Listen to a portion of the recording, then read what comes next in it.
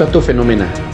Ketika ibu baru menyadari kenapa kita menjelang tidur disuruh untuk berwudu.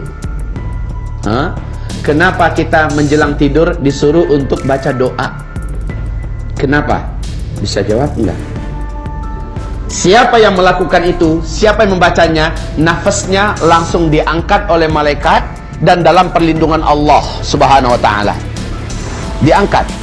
Jika ia tidak baca, nafas ini keluar lalu akan terombang-ambing dan dia akan mudah disambar oleh syaitan. Saat nafas ini disambar oleh syaitan, mimpi-mimpi buruk, kita terasa ada di mana? Kita sedang dikejar-kejar, kita sedang disiksa, kita sedang dipermalukan, kita sedang disakiti. Ini akibat enggak doa kalau menjelang tidur. Nafas ini akan jadi mainan mereka, Bu. Kadang-kadang kita diajak makan. Kalau udah diajak makan, sihir setan masuk ke tubuh kita. Nafas kita diajak makan. Ibu pernah nggak mimpi makan? Ini salah satu di antara gangguan setan. Ya itu. Makanya hamba-hamba Allah yang kami muliakan, termasuk maaf sekali lagi, ibu pernah nggak merasa mimpi bersetubuh dengan orang asing? Padahal kita sudah bersuami. Ya nggak usah pakai gini-gini aman. Biasa aja. Masalahnya nih kasusnya banyak. Semoga tidak terjadi pada ibu-ibu. Kasus ini banyak. Merasa diperkosa oleh orang lain, merasa disetubuhi oleh laki-laki lain. Yang laki-laki itu kelihatan gagah. Maaf ya Bu, di Medan kita punya kasus tentang ini. Saya dengan Ustadz Eri, waktu saya masih aktif berdakwah di Medan dulu, seorang wanita bercadar, Bu. Wanita bercadar, suaminya mengeluh, istrinya sudah beberapa tahun belakangan ini sering tidak semangat, berhubungan intim dengannya. Dan bahkan hampir-hampir tidak mau. Setelah digali, kemudian diruqyah. Tahu nggak ibu apa yang terjadi?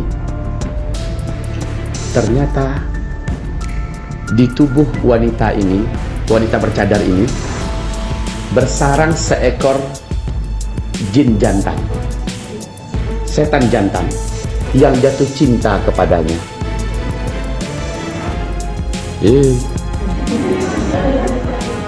Jatuh cinta kepadanya. Banyak rahasia loh dalam hal ini akan saya sampaikan pada ibu. Ya, Bu, setelah wanita ini disadarkan, lalu kita perlihatkan kepadanya hasil tontonan. Setan yang dalam tubuh wanita ini berkata, saya tidak mau meninggalkan perempuan ini. Saya sudah menganggapnya istri saya. Kami selalu berhubungan tiap malam. Saya jatuh cinta kepadanya. Omongan wanita ini, yang setannya ngomong, kita tontonkan kepada wanita ini ketika kita sadarkan. Baru dia ngaku, Bu, bahwa tiap malam dia didatangi lelaki tampan yang sangat perkasa, dan dia sangat puas berhubungan intim dengan lelaki itu, dan itu menjadikan dia tidak berselera lagi dengan suaminya. Dan itu Bu, bukan hanya malam. Kapan dia tertidur, dia didatangi lagi laki-laki itu dan berhubungan intim lagi. Selepas tidur saya pasti capek, dan dia berkeringat, Bu. Betul-betul dia merasakan seperti apa dia merasakan berhubungan intim nyata. Ini salah satu contoh bahwa wanita ini telah disetubuhi oleh jin, oleh setan. Baru dia ngaku, Bu. Dan wanita ini berkata sambil menangis, dan dia malu pada suaminya, ya. Yang menyebabkan saya tidak bernafsu dengan suami saya karena suami saya tidak segagah laki-laki itu, baik secara fisik maupun secara kemampuan seksual. Akhirnya, Bu, disadarkan dan dia menangis dan dia mau tobat. Nah, ini wanitanya mau tobat. Kamu sadar nggak kalau kamu berzina? Kamu sudah bagus bercadar, kamu sudah bagus memakai pakaian muslimah sempurna, tapi kamu itu sudah berzina. Dan dia nggak nyadar, katanya selama ini saya hanya mimpi. Saya menganggap itu hanya mimpi. Ini bahaya kalau nggak berilmu, ya. Bahaya nggak berilmu kayak gitu. Dengan cara datang berupa laki-laki yang ganteng, gagah. Ada juga kadang-kadang caranya begini, Bu. Suaminya pergi ke Jakarta umpamanya. Baru saja berangkat, suaminya pulang kembali. Mas kok nggak jadi pergi? Ada yang berubah, sepertinya program kepergian saya pending. Maka bersuaminya bersamanya berhari-hari dan bersetubuh seperti normal. Kemudian suaminya sesungguhnya pulang dan minta dilayani. Apa kata istrinya? Kan barusan tadi udah. Suaminya heran. Kapan? Loh, Mas dari mana? Saya dari Jakarta. Saya selama 1 minggu ini di Jakarta. Hah? Gimana mau HP-HPan? Orang tiap hari di sini.